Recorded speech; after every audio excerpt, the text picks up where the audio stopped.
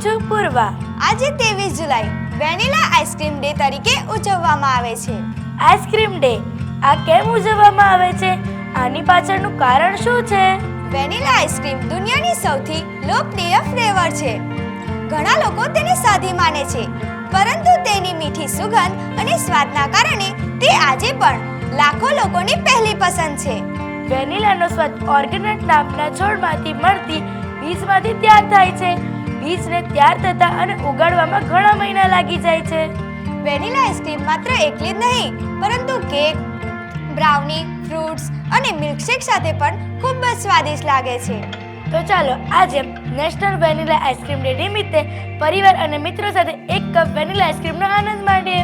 જો કે યાદ રાખજો, આઈસ્ક્રીમ સ્વાદિષ્ટ હોય છે, પરંતુ તેને હંમેશા મર્યાદિત માત્રામાં જ ખાવી જોઈએ. તમારી ફેવરેટ આઈસ્ક્રીમ કઈ છે?